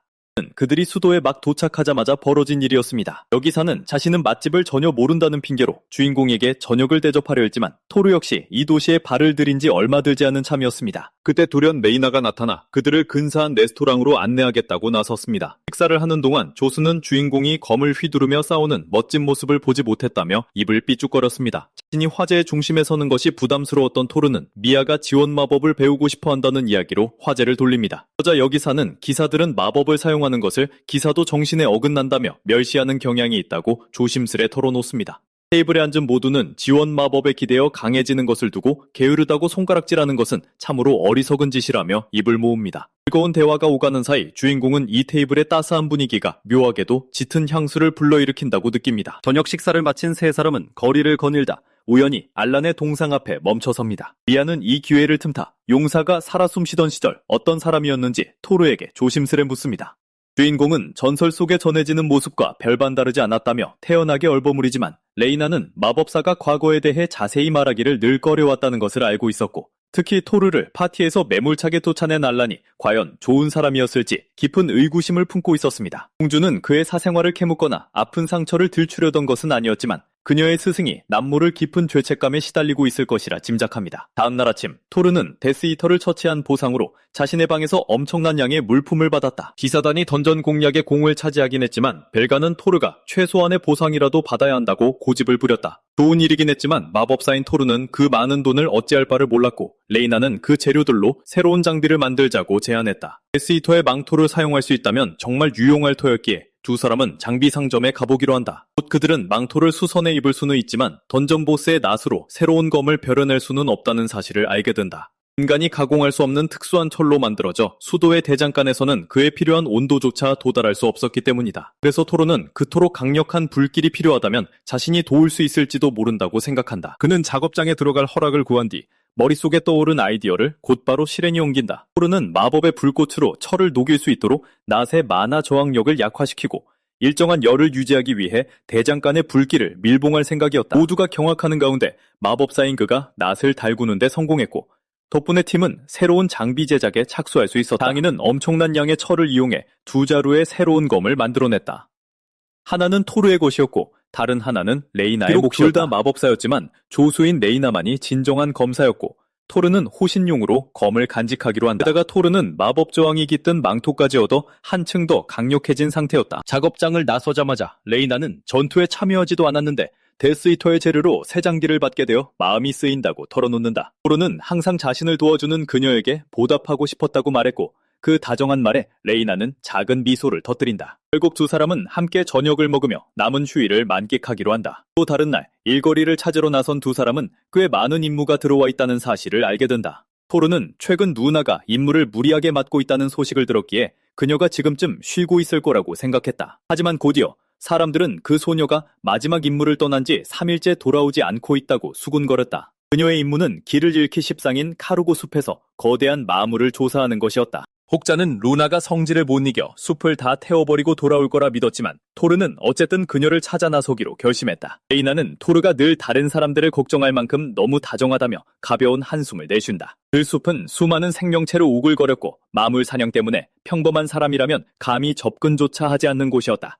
토르는 길을 방해하는 것만 없다면 실종된 마법사를 찾는 건 식은 죽 먹기일 거라고 생각한다. 근처의 한 나무에서 두 사람은 누나가 남긴 마법의 흔적을 발견한다. 그들은 누나를 찾기 위해 흔적을 따라가기로 하고 지원 마법을 사용해 숲을 빠르게 가로지른다. 토르는 자신이 가르쳐준 기술을 레이나가 이토록 능숙하게 다루는 모습을 보며 흐뭇해한다. 이윽고 마법의 흔적이 끊기고 그들은 치열했던 전투의 잔해를 발견하게 된다. 주변 나무들은 시커멓게 불탔고 마무리 남긴 핏자국이 새로운 길을 만들어내자 그들은 그 길을 따라가기로 한다. 주변을 조사하며 토르는 상처 입은 마무리 도망치면서 동료들에게 도움을 청했을지도 모른다고 생각한다. 그렇다면 마법사들이 어둠의 숲 한가운데서 사냥을 하던 중 루나가 길을 잃었을 거라는 결론에 다다르게 된다. 토르는 남겨진 발자국을 더 이상 찾지 못하자 마나를 방출해 그녀를 찾아내기로 결심한다. 루나는 숙련된 마법사였기에 인간의 마나를 감지하면 구조 요청으로 응답할 터였다. 레이나는 다가오는 마물들을 유인해 처치하는 역할을 맡기로 한다. 번뜩이는 힘에 이끌려 토르가 마나를 방출하는데 성공하자마자 두 사람은 숲의 가장자리로 달려가 마침내 루나를 발견한다. 소녀는 그들을 보자마자 기겁하며 왜 여기에 있냐고 소리쳤지만 부상의 고통 때문에 불평을 멈출 수밖에 없었다. 토르가 다친 곳을 살피려 다가갔고 사실은 소녀가 버섯을 주워 먹고 복통을 앓고 있다는 어처구니 없는 사실을 깨닫는다. 그가 마법을 써서 치료를 주자 루나는 부끄러워하면서도 내심 고마워한다. 그녀가 어째서 두 사람이 여기까지 왔는지 묻기도 전에 하늘에 나타난 무언가를 보고 비명을 지른다. 고개를 들어보니 머리 위로 드래곤들이 날아다니고 있었다. 그들은 모든 것을 잿더미로 만들어버리는 가장 위험한 생명체로 악명이 자자했다. 레이나가 저게 아까 사냥하던 마물이냐고 묻자 루나는 마법사 혼자서 쓰러뜨리기엔 너무 강하다며 고개를 가로젓는다. 그때 루나가 쫓고 있던 거대 도마뱀이 기습을 가해오고 레이나가 날렵한 검적으로 순식간에 베어버린다. 문제는 녀석이 이미 지원군을 불렀다는 것이었고 일행은 사방에서 거센 압박을 받기 시작한다. 루나는 그들을 위험에 빠뜨린 것에 죄책감을 느끼며 자신이 시선을 끄는 동안 당장 도망치라고 소리친다. 토르는 단호히 거절하며 레이나가 도마뱀들을 상대하는 동안 자신과 루나가 드래곤들을 맞자고 제안한다. 팀으로서 힘을 합친다면 반드시 승리할 수 있다고 굳게 믿었다. 이래라 저래라 명령받는 것에 짜증이 난 루나였지만 그녀는 앞으로 나서 마법을 전개해 드래곤의 화염브레스로부터 토르를 지켜낸다. 소녀의 마력은 실로 엄청났고 토르는 그녀의 빠른 대처에 아낌없는 찬사를 보낸다. 두 번째 공격이 쏟아지자 루나는 일행을 계속 방어하기엔 마나가 턱없이 부족하다는 것을 깨닫는다. 그래서 토르가 얼음 마법으로 방벽을 강화했고 불이 얼음 마법을 녹여야 정상인데 어째서인지 버텨내는 모습에 루나는 혼란에 빠진다. 그럼에도 두 사람은 무사히 버텨냈고 토르는 어린 드래곤을 상대한 덕분에 운이 좋았던 거라고 설명해준다.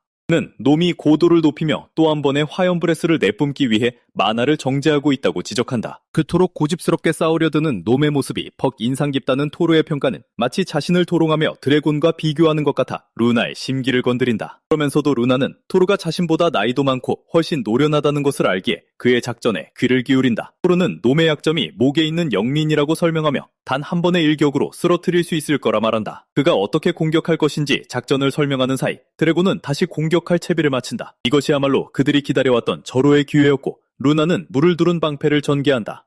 화염 공격의 위력을 줄여 방어하는 동안 토르가 드래곤의 약점을 노린다는 속셈이었다. 토르는 마법으로 놈의 날갯짓을 늦춰 강제로 땅에 끌어내렸고 일시적으로 마법 저항력을 앗아간다. 다음 순간 루나가 놈의 약점에 정확히 뇌경 마법을 꽂아 넣었지만 마물은 여전히 쓰러지지 않았고 토르는 간신히 소녀를 화염브레스로부터 막아낸다. 그는 충격에 빠진 그녀를 정신 차리게 하려고 다시 약점을 칠 준비를 하라고 소리친다. 그 사이 놈이 다시 몸을 일으키자 토르는 마법으로 놈을 엉돌며 동시에 루나를 일으켜 세워야만 했다.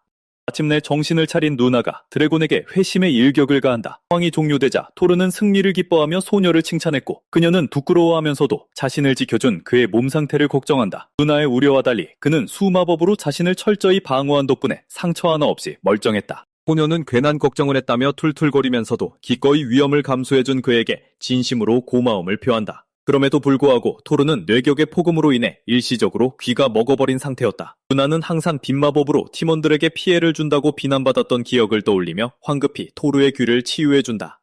레이나가 두 사람에게 다가왔고 토르는 드래곤이 남긴 재료들을 수집하기 시작한다.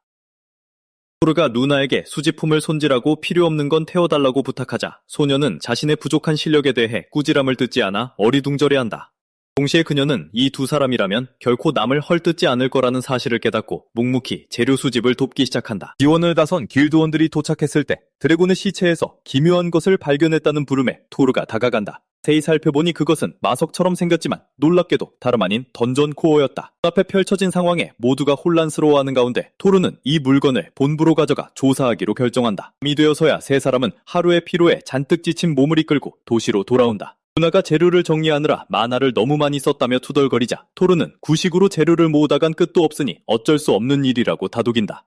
바로 그때 토르가 다리에 통증을 느꼈고 조수인 레이나가 방으로 돌아가면 마사지를 해주겠다고 나선다. 토르가 그 호의를 거절하려던 찰나였다. 루나가 피로회복의 직방인 약탕을 알고 있다며 말을 꺼낸다. 그녀는 토르가 피곤한 게 신경 쓰여서가 아니라 그저 어른스럽게 아까 받은 도움에 보답하고 싶었을 뿐이라며 더듬더듬 변명을 들어놓는다. 결국 일행은 온천에서 밤을 보내며 푹 쉬게 된다. 그럼에도 불구하고 토르는 드래곤의 몸속에서 발견한 던전 코어에 대한 생각을 떨칠 수가 없었다. 마왕이 토벌된 이후로 새로운 던전이 나타나는 일은 극히 드물었기 때문이다. 그런데도 수도 근처에 유독 강력한 마물들을 품은 던전들이 여럿 등장했다는 건 누군가 아기를 품고 배후에서 조종하고 있다는 뜻이었다. 그래서 토르는 이 사실을 본부에 어떻게 보고해야 할지 깊은 고민에 빠진다. 다음날 그가 자신이 알아낸 모든 것을 엘레나에게 털어놓자 그녀는 즉시 조사를 시작하기로 결단했고 훌륭한 지도자의 존재가 얼마나 큰 차이를 만드는지 실감한 토르는 그녀를 한층 더 경외하게 된다. 보다도 자신을 굳건히 믿어주는 상관이 있다는 사실이 토르를 가슴 벅차게 만들었다. 레이나가 아침 인사를 건네며 다가오자 토르는 이 기회를 빌려 엘레나에게 보고한 내용을 그녀에게 들려준다. 토르가 적극적으로 나서는 엘레나의 태도와 여왕으로서의 자질을 아낌없이 칭찬해주자 그 말을 들은 레이나는 가슴 깊이 감동한다. 조금 뒤 두 사람은 새로운 일거리를 찾기 위해 임무 게시판으로 발걸음을 옮긴다. 한편 드래곤을 물리치느라 마나를 너무 많이 소모한 루나는 푹 쉬기로 한다. 그렇게 토르는 사람들이 수도의 하수구에서 들었다는 비명소리의 진상을 조사하는 임무를 맡게 된다. 누군가 인위적으로 던전을 만들려 한다면 도시 밑바닥에 자리한 하수구야말로 완벽한 은신처가 될 터였다. 게다가 수로 아래는 미궁처럼 거대해서 기사단조차 하수구에서 들려온 비명소리의 근원지를 찾지 못하고 있었다.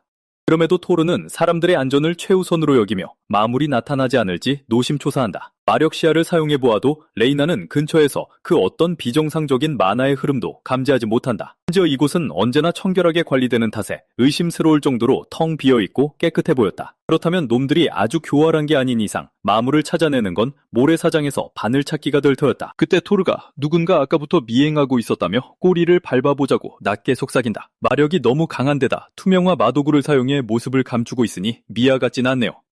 그래서 두 사람은 스토커가 적대적이지 않은 것 같아 무시하고 계속 걷기로 합니다. 한참을 걸었지만 주변에서 딱히 수상한 점을 발견하지 못합니다. 갑자기 등 뒤 복도에서 횃불 불빛이 나타나며 다른 일행이 다가옵니다.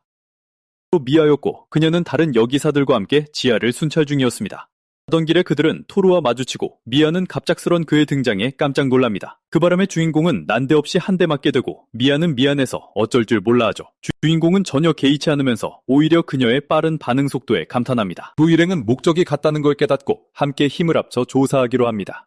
기사단의 지도에서 레이나는 마법사들의 지도에 넣었던 숨겨진 작은 방을 가리킵니다. 그곳을 확인해보기로 한 그들은 먼지 하나 없이 꽤 축축한 장소를 발견하죠. 만을 사용해 마력의 흔적을 찾은 토르는 안쪽 벽으로 다가갑니다. 그는 자물쇠를 발견하고 레이나는 그게 마도구로만 열 수 있는 물건이란 걸 눈치챕니다. 그 순간 주인공은 그걸 억지로 열기로 마음먹습니다. 열쇠를 찾는 건 너무 오래 걸리니까요. 모두가 경악하는 가운데 그는 장치에 공급되는 마력을 차단해 통로를 열어버립니다. 그들은 또 다른 계단을 마주하고 그곳에서 끔찍한 악취가 풍겨옵니다. 계단을 내려가자 투기장과 온갖 마물들이 갇혀있는 여러 개의 감방이 나타납니다. 레이나는 그곳이 사람을 싸우게 만들어 불법 도박을 벌이는 곳임을 알아챕니다. 갑자기 누군가 어떻게 여기까지 내려왔냐고 묻는 목소리가 들립니다.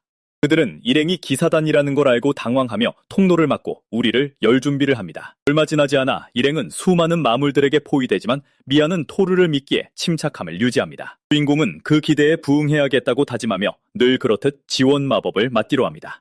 한편 나머지 일행은 마물들을 하나씩 쓰러뜨리기로 하죠. 레이나는 훈련의 성과를 토르에게 보여주고 싶어하고 다른 여기사들은 주인공의 든든한 지원 덕분에 전투가 얼마나 수월한지 감탄합니다. 드디어 그들은 모든 마물을 쓰러뜨리고 이에 불안해진 도적들은 도망치기 시작합니다. 하지만 그들이 달아나기도 전에 누군가 마법을 써서 그들을 마비시킵니다. 그건 바로 루나였고 그녀는 다른 사람들이 자신보다 먼저 와서 조사했다며 툴툴거립니다. 주인공은 항상 혼자 행동하는 그녀가 걱정되지만 마법사인 그녀는 혼자서도 충분히 해낼 수 있다며 불평하죠. 잠시 후 수도의 경비병들이 지하로 내려와 현장을 수색합니다. 토르는 이렇게 거대한 투기장을 운영하는 건 아무나 할 수 있는 일이 아니라고 말하죠. 잡혀온 도적들이 기사단을 보자마자 알아본 걸 보니 왕궁 내부에 연관된 자가 있는 게 틀림없습니다. 그때 주인공은 감방 중 한 곳에서 기묘한 기운을 느낍니다. 그는 확인하러 다가가지만 처음엔 마안으로도 아무것도 보이지 않다가 끔찍한 목소리가 자신의 존재를 눈치챘다며 그를 칭찬합니다. 토르는 모두에게 다시 전투를 준비하라고 외치고 어둠 속에서 새로운 마물이 모습을 드러냅니다. 그 마물은 리치라고 불리는 것에 불쾌하며 자신을 마왕의 수하 중 하나인 레글스라고 소개합니다. 토르가 살짝 당황하자 복수를 원하는 레이나가 나서서 그 괴물을 도발합니다. 키스바르에 대한 그런 모독을 들은 레글스는 격노하며 그의 죽음을 애도하고 수도의 인간들을 제물로 바쳐 그를 부활시킬 준비를 합니다. 갑자기 마물들의 시체가 일어나며 좀비로 변하기 시작합니다. 레이나는 상황이 끔찍하게 돌아간다는 걸 깨닫고 마왕에 대한 얘기를 다시 들은 토르의 마음이 어떨지 걱정합니다. 그녀는 주인공을 진심으로 걱정하지만 이 마법사는 마음 써줘서 고맙다고 답할 뿐이죠. 오히려 그는 기스바르를 부활시키려는 자들의 헛된 꿈을 짓밟아줄 준비를 합니다. 레글스가 자신의 상사를 쓰러뜨린 자와 마주했다는 걸 깨닫는 동안 레이나는 여기사들에게 좀비를 처치하는 걸 도와달라고 부탁합니다. 사령술은 마력을 엄청나게 소모하는 마법인데 좀비의 몸을 절반 이상 날려버리면 다시는 일어나지 못할 테니까요. 계획은 여기사들이 약한 녀석들의 시선을 끄는 사이 토르가 나머지 놈들을 끝장내는 겁니다. 하지만 레글스도 가만히 있을 생각은 없었고 모두를 한 번에 날려버릴 화염구를 준비합니다. 미아가 주인공을 걱정하며 소리치지만 그는 물을 사용해 적의 공격을 너무나 쉽게 꺼버립니다. 마법사는 복수심에 불타는 리치의 분노를 조롱하고 기스바르를 모욕하며 레글스를 더욱 폭발하게 만듭니다. 그래서 괴물은 한 번에 여러 공격을 퍼붓지만 토르는 그 모든 걸 아무런 수고 없이 막아냅니다. 기사들은 마법사가 얼마나 강한지 놀라고 레이나는 그저 기초적인 원소 마법일 뿐이라고 설명합니다. 그럼에도 불구하고 기술과 힘의 균형을 맞추는 데 있어서 토르는 정말 예외적인 존재였고 조수인 그녀가 깊이 존경하는 부분이기도 했죠. 주인공은 레글스가 숨겨둔 힘을 다 끌어내도록 계속 도발하고 마침내 괴물은 자신의 진짜 힘을 드러내기로 결심합니다. 토르의 예상대로 상대는 유치한 도발에 지치고 마법사의 철벽 방어에 좌절하며 마법을 쓸 때마다 마력이 고갈되어 갑니다. 곧 미치가 토르의 공격을 막기 위해 사령수를 취소하자 좀비들의 움직임도 멈춥니다. 적의 계획을 너무 늦게 눈치챈 레글스는 주인공의 일격을 막지 못해 분노합니다. 적어도 그래야만 했죠. 하지만 그보다 먼저 제3자의 마법이 리치를 끝장냈고 모두가 누가 그런 건지 의아해합니다. 위를 올려다본 그들은 토르보다 먼저 괴물을 처리한 게 누나라는 걸 깨달았고 레이나는 그녀가 공을 가로챘다며 펄펄 찜니다. 일행이 마무리 남긴 전리품을 챙기기 시작하기 전 마법사가 레글스에게 다가가 뭔가 마음에 걸리는 걸 발견합니다. 그 녀석의 몸속에도 던전 코어가 있었고 투기장과 최근의 이상현상 사이에 연관성이 있다는 게 확실해졌죠. 하지만 토르는 마왕이 부활하는 걸 결코 두고 보지 않을 겁니다. 나중에 누나는 레글스를 죽인 것에 대해 주인공에게 용서를 구하지만 레이나는 그녀의 무모함에 여전히 화가 나 있습니다. 결국 조사단은 온천에 가서 피로를 풀고 저녁을 먹기로 합니다. 그 와중에 미아의 동기생들이 지원 마법에 관심이 있다고 말하자 토르는 내심 흐뭇해합니다. 한편 제국에서 멀리 떨어진 어딘가에선 진짜 기사단장이 본부로 돌아오고 있었습니다. 시간이 흐르면서 토르의 제자들은 지원 마법 훈련을 계속 이어갔습니다. 레이나는 어떻게 발전해야 할지 설명하며 그들을 도왔고 루나에겐 특히 엄격하게 대했습니다. 주인공은 수업에 조금 늦게 나타납니다. 모두가 일찍 모인 걸 보고 놀라자 미아는 이제 혼자서도 가속을 쓸 수 있다고 말했고 토르는 그런 그녀를 칭찬해줍니다. 루나는 자신도 마안을 쓰는 법을 배웠다고 자랑하지만 레이나는 발전이 너무 느리다며 그녀를 놀립니다. 그 말에 루나는 토르에게 착 달라붙어서 레이나가 너무 엄격하다며 칭얼거립니다. 그 모습이 조수의 심기를 건드렸고 미아는 모두에게 진정하라고 말릴 수밖에 없었죠. 그러자 토르는 루나의 손길을 조심스럽게 떼어내며 레이나가 이유 없이 엄격했던 건 아니라고 확실히 말해줍니다. 그는 분위기를 띄우려 모두를 위해 챙겨온 간식을 보여주며 잠시 쉬자고 제안합니다. 레이나는 주인공이 자기가 좋아하는 맛을 기억해준 것에 감동하고 다정한 토르의 모습에 기분이 좋아집니다. 그는 자신이 루나처럼 어린애가 아닌 선생님에게 특별한 존재인지 궁금해하죠. 제자들이 간식을 먹고 쉰 후 토르와 레이나, 루나는 수도 주변을 산책하러 나갑니다. 그들은 평소와 달리 거리가 엄청나게 붐비는 걸 눈치챕니다. 루나가 할 일이 없다고 불평하자 레이나는 토르와 단둘이 있고 싶으니 그만 가보라고 그녀를 놀립니다.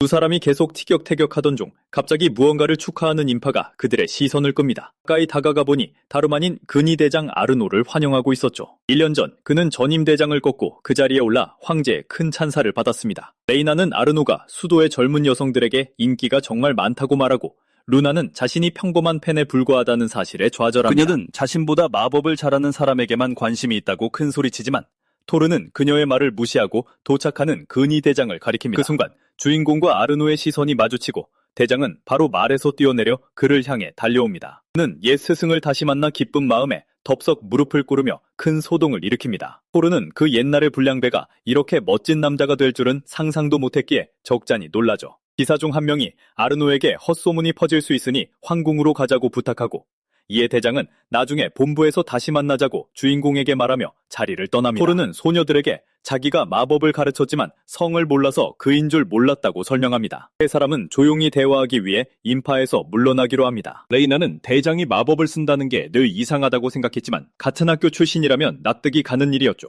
근위대에는 육체 훈련을 등한시한다는 이유로 전투 중 마법 사용을 금지하는 오래된 규정이 있었습니다. 오늘날에도 여전히 옛날 방식의 기사를 고집하며 그 낡은 규정을 철저히 지키려는 사람들이 있습니다. 반면 아르노는 그 정반대였기에 수많은 질투와 원한의 대상이 되곤 했죠. 그 얘기를 들은 토르는 그를 돕고 싶은 마음이 생깁니다. 어쨌든 그는 아르노의 옛 스승이었고 두 소녀도 이에 동의합니다. 주인공은 대장을 만나러 먼저 가기로 하고 레이나와 루나에게 자기 없는 동안 너무 싸우지 말라고 부탁합니다. 본부에 도착하자 아르노는 토르에게 기사단의 마법 교관이 되어달라고 간청합니다.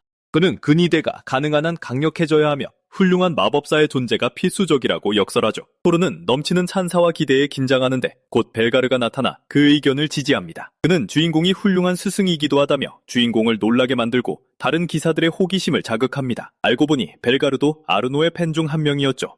토르가 반박하기도 전에 다른 누군가가 마법 교관을 두는 것에 이의를 제기합니다. 에트만이라는 기사는 궁정 마법사들과 함께 일하는 것을 거부합니다. 아르노는 그의 확고한 결심을 이해하지만 그 태도가 너무 거칠어서 토르는 그가 불량배였던 시절을 떠올립니다. 토르를 지지하려던 미아조차 그 논쟁에 휘말릴까봐 두려워합니다. 10년 전 용사 일행이 기스바르와 맞섰을 때 기사단은 마물들을 상대로 고전하며 큰 희생을 치렀습니다. 그럼에도 전임 대장의 아들인 에트만은 마법 사용을 받아들일 수 없다며 어떻게 할지 투표로 결정하자고 요구합니다. 아르노는 결투로 결판을 내자고 맞받아칩니다. 전통에 따라 반대파는 이를 거부하고 아르노가 에트만의 아버지를 이길 때 마법을 써서 규칙을 어겼을 것이라 의심합니다. 벨가르는 황제폐하께서 그 결투를 직접 지켜보셨다며 그들을 꾸짖습니다. 그러니 그건 엄청난 불경이었죠. 아르노는 자신이 S랭크 던전을 공략하자마자 에트만이 자신을 대장 자리에서 끌어내리려 한다는 사실을 믿을 수 없어합니다. 대장은 모두를 안전하게 지킬 책임이 있다며 그는 원정에서 부상당해 돌아온 기사들을 가리킵니다. 모두를 살리기 위해서라면 무슨 짓이든 할 것이며 그러기 위해 꼭 대장일 필요는 없었죠. 생각이 다르더라도 아르노는 근위대가 더욱 강해지기를 바라며 그 뜻에 반대하는 자라면 누구든 상대하려 합니다. 상황이 험악해질 것 같자 토르는 에트만에게 현 대장을 해임하려는 진짜 목적이 무엇인지 묻습니다. 그 녀석은 아버지 구스타프가 대장직을 되찾기를 바랐고 한낱 마법사 따위가 기사단에 대해 왈가왈부하는 것에 격분해 있었습니다. 이번에는 아르노가 옛 스승을 홀대하는 태도에 짜증을 내고 토르는 마법을 써서 싸움을 말립니다. 그는 어른답게 대화로 해결할 수 있는 일에 이성을 잃었다며 두 사람 모두를 꾸짖습니다. 그러고는 이 문제를 해결하기 위해 던전 공략 대결을 제안하죠. 누구든 코어를 먼저 파괴하는 쪽이 승리하며 원한다면 참가자들끼리 싸워도 좋습니다. 가르는 마침 활성기에 접어든 골렘 던전이라는 광산을 쓰자고 제안합니다. 활성기 던전은 일정 시간 후 몬스터가 다시 나타나기 전까지 여러 번 공략할 수 있습니다. 훈련용으로 제격이긴 해도 A랭크라서 공략하기는 꽤 까다롭죠. 그 제안에 양측 모두 대결에 참가해 결판을 내기로 동의합니다. 에트만은 자기 파벌에서 소수의 인원만 데려가기로 하고 아르노는 토르와 단둘이 가기로 결정합니다. 토르는 이 귀찮은 일에 휘말리게 되어 당황스럽고 짜증이 납니다. 아르노는 자신의 실력에 자신감을 보이며 방해되지 않겠다고 약속하고는 막무가내로 토르를 자기 편으로 끌어들입니다. 한편 에트만은 자기 앞길을 막은 두 사람을 뼈저리게 후회하게 만들 생각에 들떠 있었습니다. 시간이 흘러 두 팀은 패광해 보입니다. 벨가르는 규칙을 설명하고 양측 모두 동의하는지 확인합니다. 토르는 에트만의 팀에 고위급 마법사가 여럿 있는 것을 보고 감탄하지만 레나가 부르는 소리에 주의를 돌립니다. 벨가르가 대결을 시작하기 직전 소녀들이 그를 응원하기 위해 나타났거든요. 그 즉시 토르와 아르노는 지원 마법을 받은 채 던전으로 뛰어듭니다. 에트만은 그들의 속도에 깜짝 놀랐고 한 기사는 저러다 금방 마나가 바닥날 거라고 코웃음칩니다. 한편 토르와 그의 제자는 던전 안의 골렘들을 가볍게 쓰러뜨립니다. 토르가 방심하지 말라고 주의를 주자 아르노는 자기가 명색이 기사단장이라며 웃어넘깁니다. 잔소리를 들어도 그는 스승님의 솜씨가 여전히 엄청나서 그저 기쁘기만 합니다. 토르는 그 칭찬에 감동하며 요전날 아르노가 했던 연설도 훌륭했다고 칭찬해줍니다. 아르노가 그 말에 살짝 쑥스러워할 때쯤 토르가 적들이 더 몰려온다고 경고합니다. 두 사람은 신체 일부가 무기 형태인 골렘들이란 걸 깨닫고 전투 태세를 갖춥니다. 던전 밖에서 레나와 여기사들은 두 사람의 전투 기술에 감탄합니다. 그와 동시에 벨가르는 레나가 던전 안의 상황을 중계하려고 챙겨온 마도구에 놀라워합니다. 어떤 기사들은 아르노가 골렘을 그토록 쉽게 쓰러뜨리는 모습에 경악하고 벨가르는 그게 다 토르의 마법 덕분이라고 말합니다. 과거에 대장과 벨가르가 함께 싸웠을 때는 역할을 나눠도 그 녀석들을 쓰러뜨리느라 꽤나 애를 먹었죠.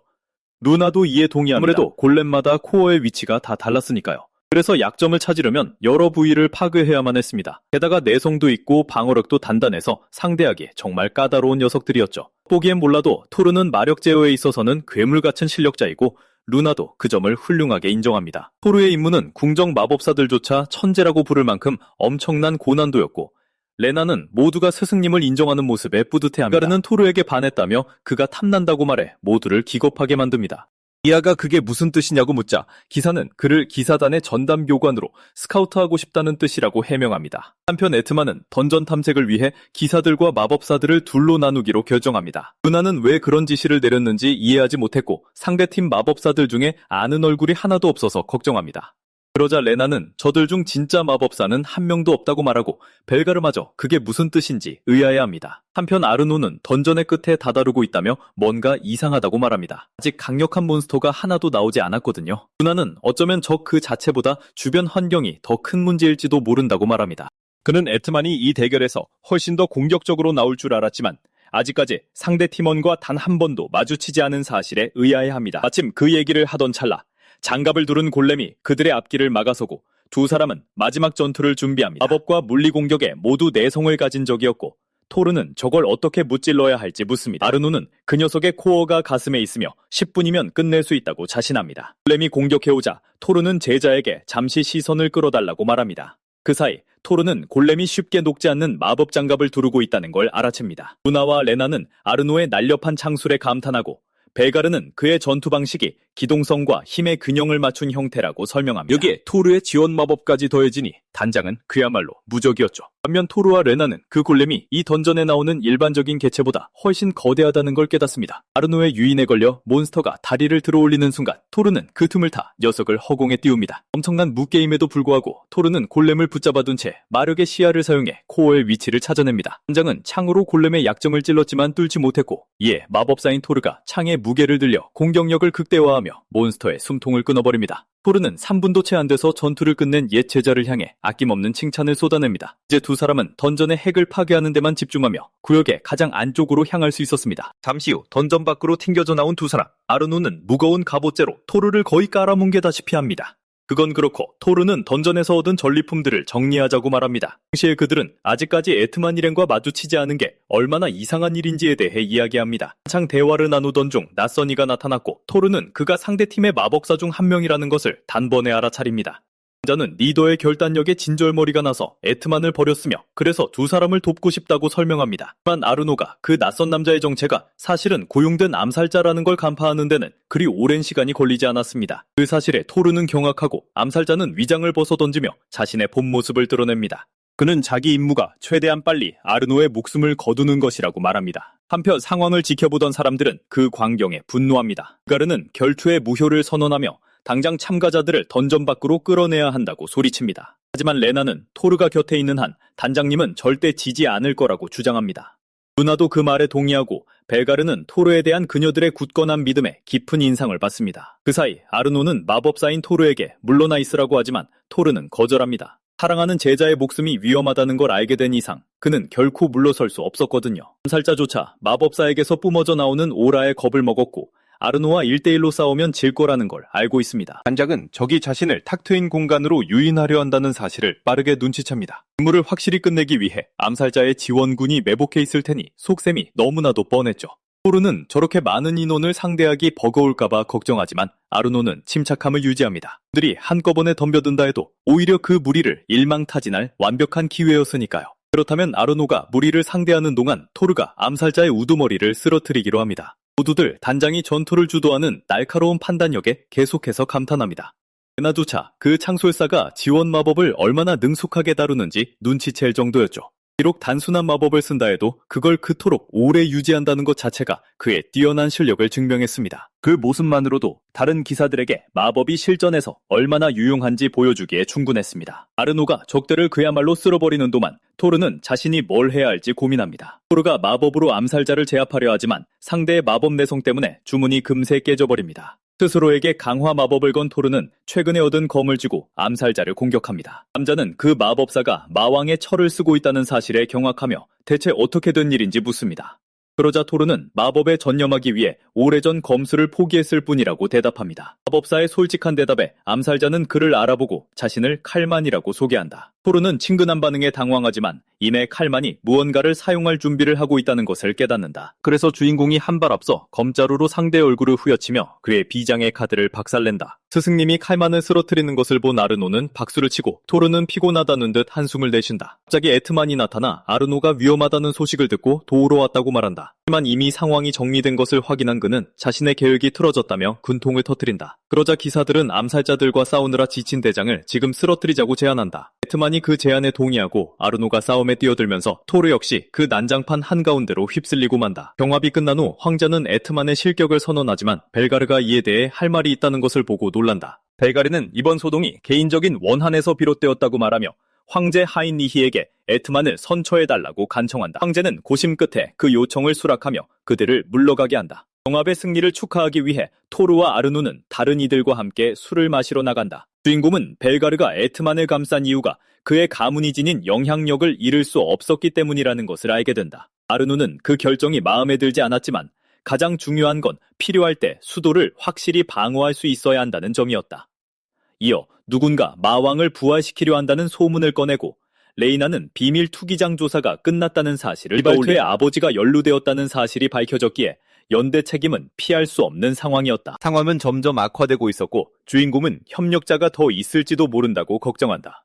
그런 무거운 이야기 대신 토르는 자신이 마법 교관으로서 자격이 있는지 모르겠다고 말한다. 그 말에 제자들은 모두 반발하며 자신들이 얼마나 스승님을 존경하고 많은 것을 배웠는지 분명히 밝힌다. 가르 역시 동의하며 토르의 전술적 경험을 칭찬한다. 누나가 토르의 지나친 겸손함에 짜증을 내는 동안 일행은 한참 동안 주인공을 치켜 세웠고 결국 그는 당황스러우면서도 고마운 마음으로 저녁 자리를 마무리한다. 거리를 걸으며 모두들 긴장을 푼다. 그때 아르노가 기회를 틈타 토르에게 레이나를 어떻게 생각하는지 묻는다. 토르는 그녀가 참 다정하고 강하다고 대답하지만 그저 훌륭한 제자로만 보고 있었다. 무엇보다도 토르는 그녀가 행복해지기를 진심으로 바랬다. 그 말을 들은 레이나는 적어도 지금은 있는 그대로의 상황을 받아들이기로 결심한다. 드디어 다른 일행은 두 마법사를 남겨둔 채 작별 인사를 건넨다. 주인공은 우리도 궁으로 돌아가자고 말하지만 결국 졸음을 이기지 못하고 쓰러져 버린다.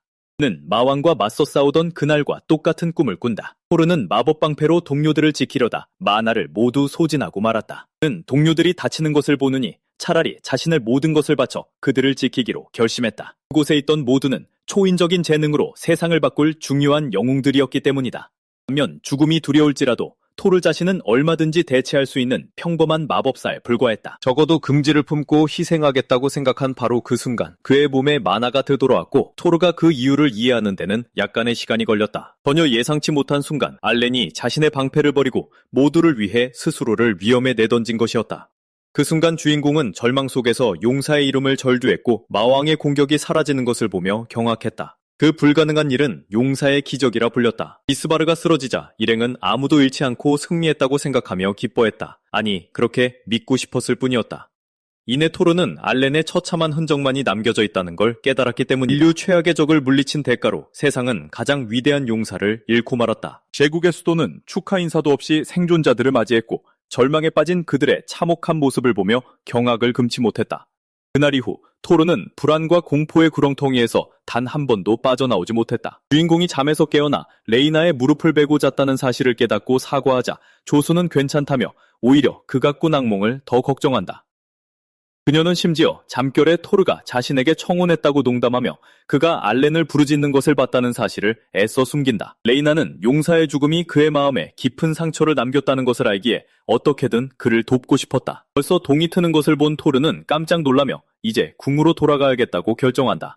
알렌이 죽은 지 10년이 지났건만 주인공은 여전히 그를 이해할 수 없었다. 용사의 동료들은 알렌이 남긴 일기장을 발견했는데 그 안에는 일행의 나약함을 한탄하는 내용이 적혀 있었다. 그 때문에 알렌은 기스바르를 물리친 후 토르를 파티에서 내쫓기로 결심했던 것이다. 그날 이후 주인공은 끊임없이 그 이유를 고민했지만 스스로의 마음속에서는 결코 해답을 찾을 수 없었다. 갑자기 레이나가 아름다운 하늘을 가리키며 그를 어두운 생각 속에서 끌어내준다. 마법사는 소녀를 바라보며 무언가 생각에 빠져 있었다고 동조한다. 그는 레이나가 왜 이렇게까지 자신을 도와주려 하는지 이해할 수 없었다. 조수는 그를 사랑하기 때문이라고 대답했고 토르도 그 마음을 알고 있었지만 처음 만났던 그 시절은 어땠는지 알고 싶어 했다. 그래서 소녀는 그녀가 필요할 때마다 도와주었기에 그를 특별한 사람으로 여기게 되었다고 설명한다. 레이나는 많은 것을 배웠고 지금 이렇게 웃을 수 있는 건 전부 스승님 덕분이었다. 기스파르를 토벌하고 돌아온 그날부터 주인공의 내면에서는 무언가가 산산이 부서져 버렸다.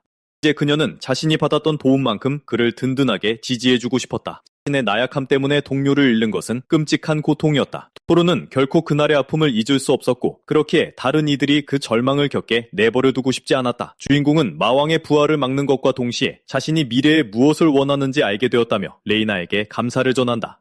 한편 엘드산에서는 마족 무리가 골렘 던전이 공략당했다는 소식을 듣게 된다. 자신들의 계획이 들통났음을 깨달은 그들은 무슨 수를 써서라도 기스파르의 부활을 서두르기로 결심한다. 며칠 동안 주인공의 제자들은 끊임없이 마법 훈련에 매진한다. 가르가 다른 이들을 따라가지 못해 우울해하자 토르는 모든 걸 너무 무겁게 받아들이지 말라고 조언한다. 무리에서 몸을 혹사하는 대신 천천히 벨가르의 전투 방식에 마법을 녹여내는 편이 훨씬 낫다는 것이다. 기사로서의 기량은 이미 출중했기에 그에게는 그저 그 실력을 보완해줄 무언가가 필요할 뿐이었다. 토르는 단순히 무기만으로는 승리하기 힘든 험난한 상황들의 예시를 들어준다.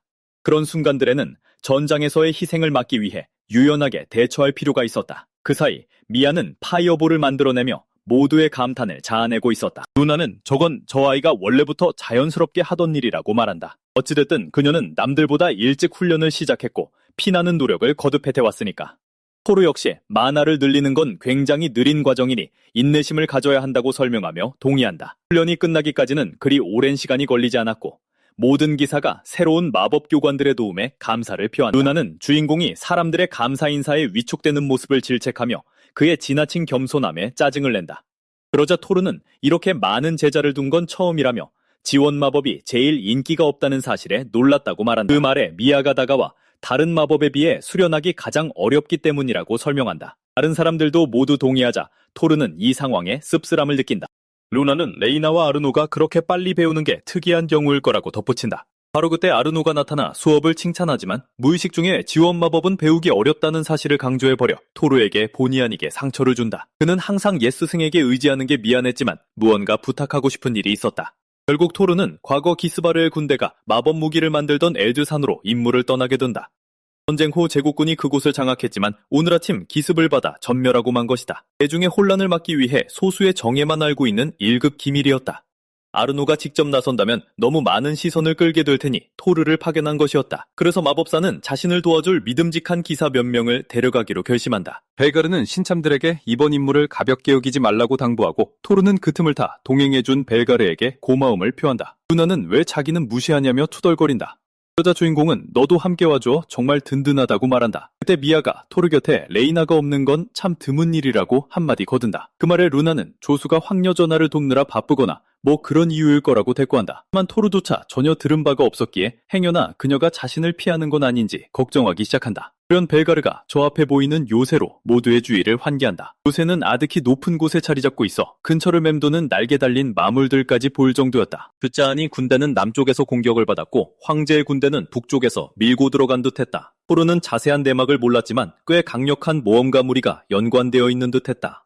마침내 모두는 주인공이 두려워하던 일이 현실로 다가오고 있음을 직감한다. 그렇다 해도 토르는 마왕의 부활을 저지하고 모두를 지켜낼 각오가 되어 있었다. 가르는 진심을 드러낸 마법사가 뿜어내는 위험한 기백에 깊은 인상을 받는다. 드디어 누나는 혼자서 위험을 떠안으려 하지 말라는 듯 주인공의 등짝을 찰싹 때린다. 그 덕분에 토르는 오래된 친구에게서 이와 비슷한 말을 들었던 것을 떠올리며 한결 마음을 가라앉힌다. 그 후 일행은 황제군과 합류하고 토르는 그들을 돕기 위해 왔다고 설명한다. 요새가 마족들에게 정령당한 상태였지만 주인공은 놈들이 지형을 제대로 활용할 만큼 똑똑하지 않다고 판단했고 이에 모두가 정면 돌파로 상황을 해결하는 데 동의한다. 토르는 이렇게 훌륭한 제자들과 함께할 수 있어 기쁘다며 늘 그랬듯 자신은 서포트에 집중하겠다고 말한다. 회전선은 토르와 미아가 맡았고 마법사인 토르는 아군의 피로를 풀어주며 틈틈이 방어를 지원하기로 한다.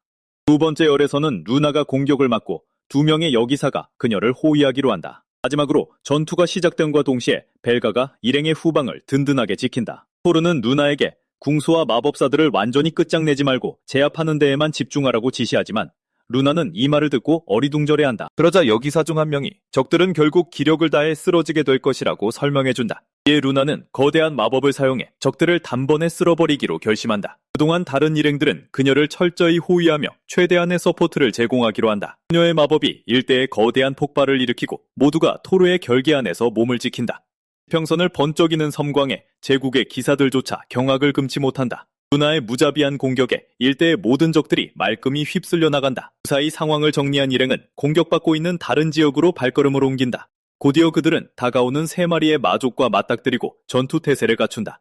토르는 다시 진영을 재정비하고 자신이 한가운데에 있는 적을 상대하겠다고 나선다. 토르가 홀로 싸우려 하자 루나는 속상해하지만 명령을 어기고 그를 도울 수는 없었다. 결국 일행은 흩어져서 전투를 시작한다. 마족들이 그림자 마법을 사용하자 방패에 신성력을 불어넣어 강화한다. 덕분에 마족들의 공격을 끄떡없이 막아내고 그 틈에 루나가 새로운 마법을 시전한다.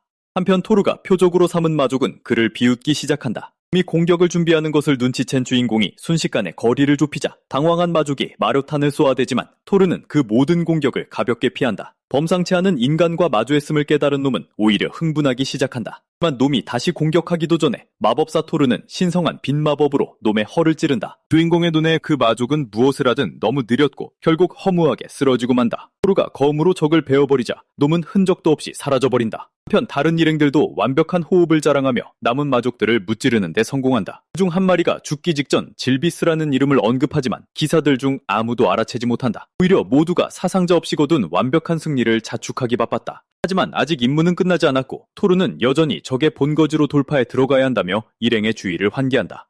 예상대로 요새로 향하는 길에는 다른 적들과 마주치지 않았지만 일행은 참혹했던 옛 전장의 흔적을 발견하고 경악을 금치 못한다. 피와 죽음의 역겨운 냄새가 진동했고 그것은 온갖 종류의 마물들에게서 뿜어져 나오고 있었다. 그때 갑자기 제국 최강의 인간에게 치명적인 참격을 당한 마족 하나가 허공을 날아와 나동그라진다.